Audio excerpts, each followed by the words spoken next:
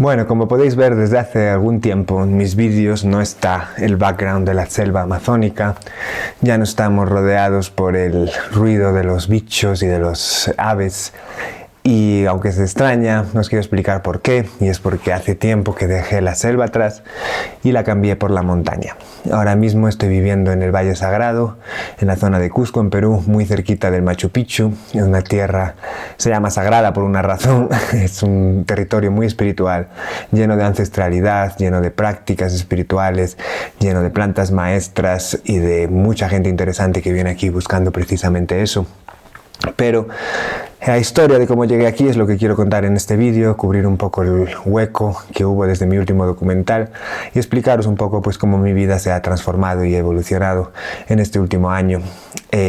Como muchos sabéis, o a lo mejor algunos sois nuevos, todo empezó cuando la pandemia me atrapó en el Amazonas. Llevaba viviendo en Londres 7, 8 años trabajando en una empresa de media que se llamaba London Real, un canal muy grande en el que entrevistamos a personas increíbles, hacíamos documentales, dirigí documentales, era el director creativo encargado de crear contenido de mucha calidad, un contenido muy sano y que tenía como intención pues inspirar a la gente a un cambio positivo, inspirarlos a transformarse y empoderarlos de alguna manera. Ahí, después de años y años trabajando en el audiovisual, toda mi vida estuve metido en este rollo, por fin había encontrado un lugar en el que podía utilizar las artes del audiovisual pues para un propósito mayor que el que vender cosas para un banco como es la publicidad o trabajar en corporativos, y estaba muy contento. Me costó mucho dejar ese trabajo, tomar la decisión de irme a la selva, pero esa decisión venía dada pues por un descontento con la vida del mundo moderno, llámalo sociedad occidental por así decirlo.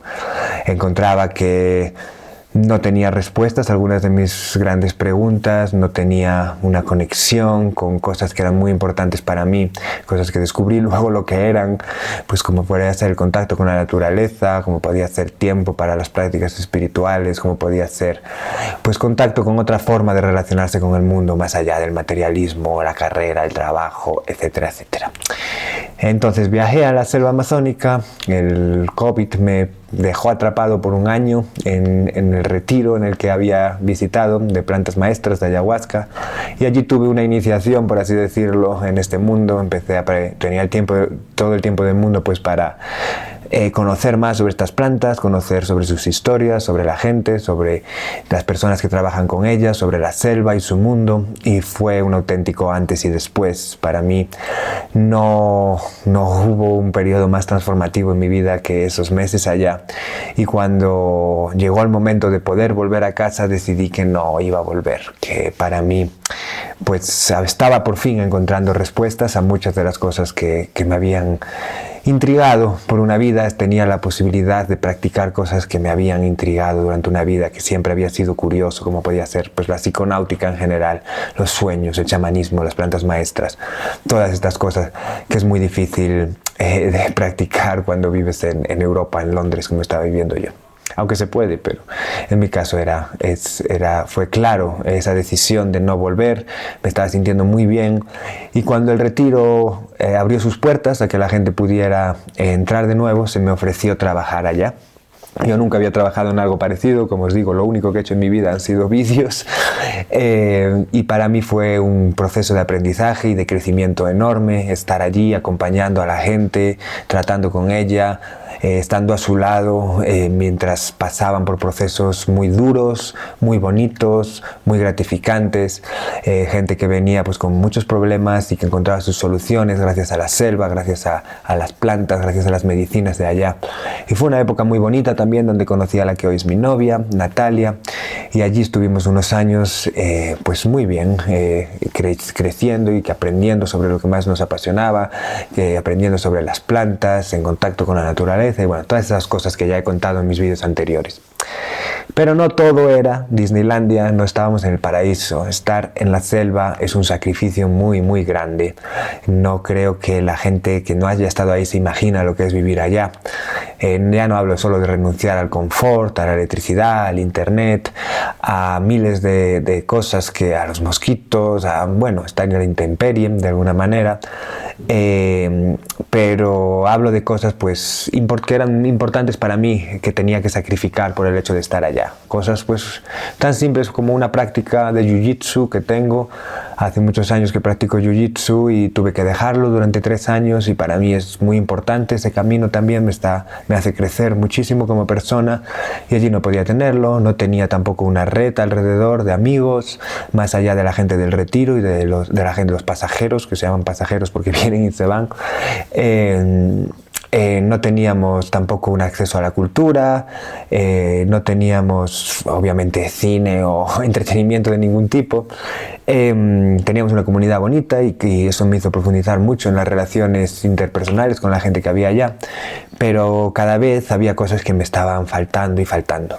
Sobre todo lo que me faltaba era pues el crear historias, las historias, el estar envuelto en proyectos que me apasionan, ya sean míos o de otra gente, ayudándoles a narrar historias pues que merecen la pena, historias como digo, que yo trato a través del audiovisual. Y aunque este canal nació en la selva y los documentales los hice allí, hice otro documental para la McKenna Academy llamado Biognosis, cada vez era más difícil crear contenido, y cada vez me encontraba más bloqueado y con más necesidad de avivar esa parte de mi alma, esa parte creativa. No sé a vosotros, pero yo si no la alimento empiezo a tener sueños, pesadillas, empiezo a ser imbécil con la gente alrededor mía, empiezo a ponerme de mal humor porque estoy frustrado, porque no me siento que esa parte esté alimentada. Entonces eso me estaba pasando cada vez más allá, hasta que y luego también había otra cosa, que era que a medida que profundicé en este mundo de la ayahuasca, en este contexto de retiro, de,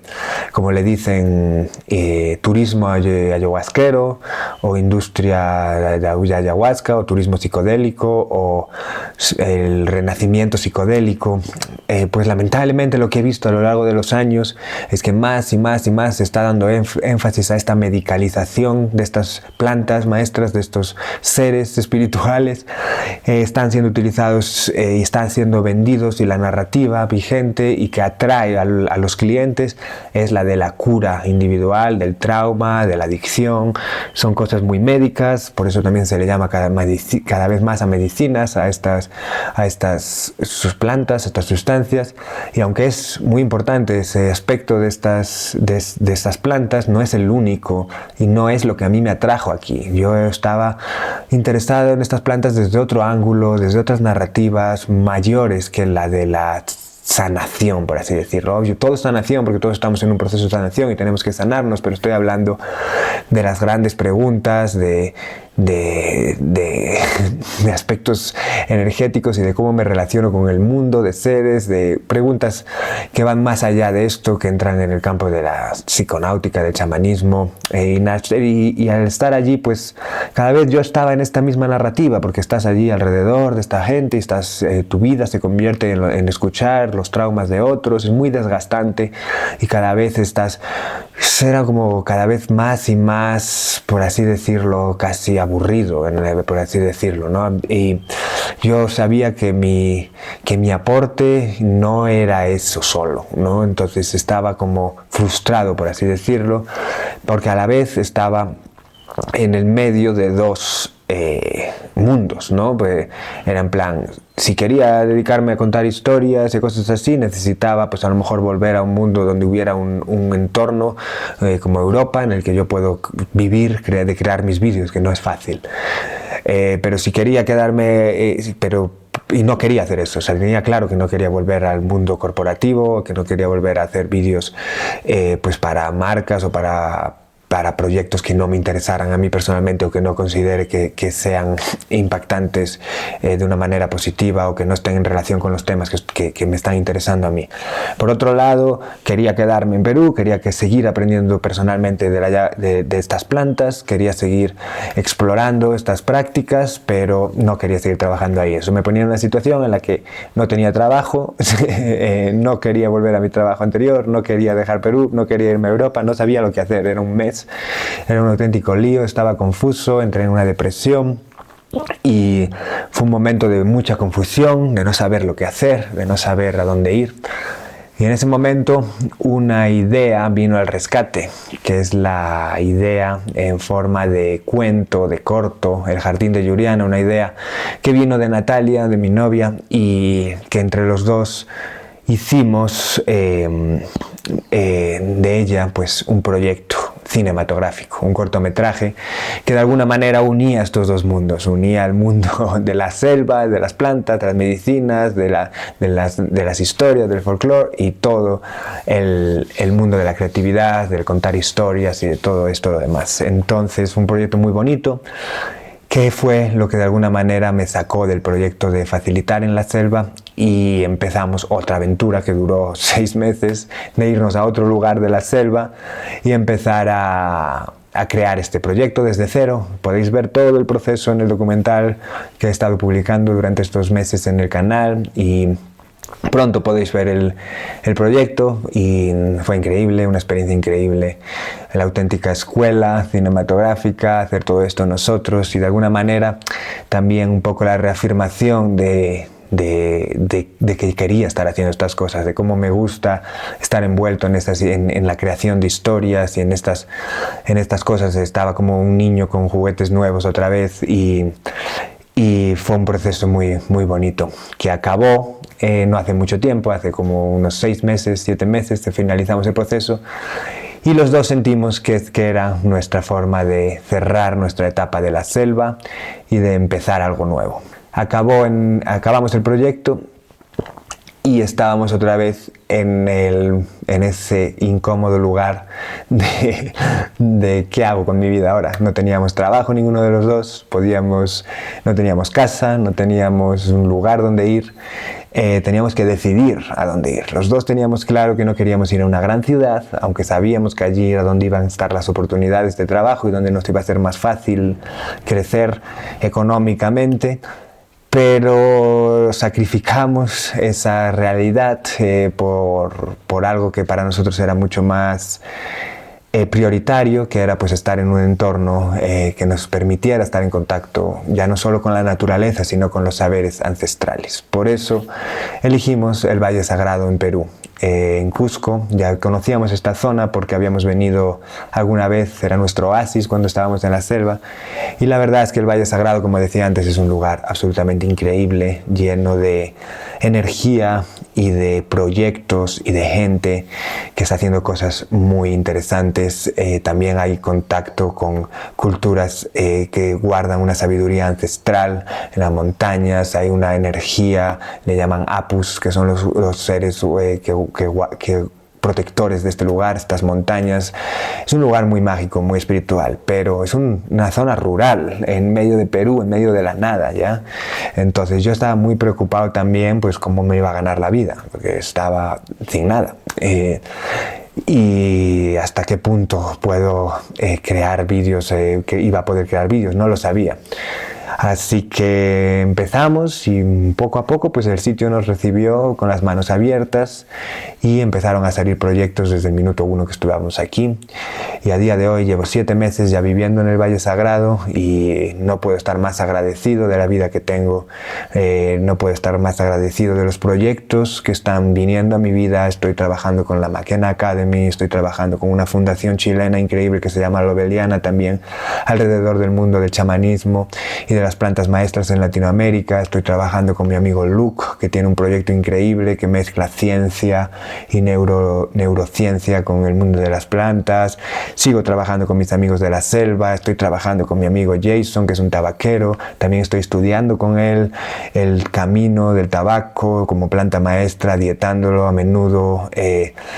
Tengo tiempo para mis prácticas, no tengo un jefe, comemos bien, estoy muy bien con mi novia, tenemos un gato nuevo y tenemos una casa preciosa aquí, llevando una vida pues muy simple, pero también que nos permite conectar con gente increíble, porque como decía antes, el Valle Sagrado de alguna manera atrae a personas muy emprendedoras que están haciendo sus proyectos, que están haciendo cada cual su locura, por así decirlo, y te encuentras de todo por aquí. Entonces, mientras el tiempo nos lo permita, y de momento estamos aquí en las montañas de los Andes peruanos, Estáis invitados si alguna vez queréis venir a visitarnos. También en un futuro planeamos pues tener nuestro espacio aquí, recibir a gente, tener nuestros retiros, hacer nuestras cosas. Tenemos un montón de proyectos. Tengo un montón de proyectos para este canal. Este año va a ser el año en el que esto despegue, así que simplemente quería hacer este vídeo pues para daros un update y daros las gracias por la gente que me sigue viendo y a la gente que sigue interesada por lo que hago. Yo estoy haciendo esto desde mi corazón, simplemente para compartir mi camino y para pues enseñar un poco que existen otras realidades, y mientras el cuerpo aguante seguiremos explorándolas. Así que gracias.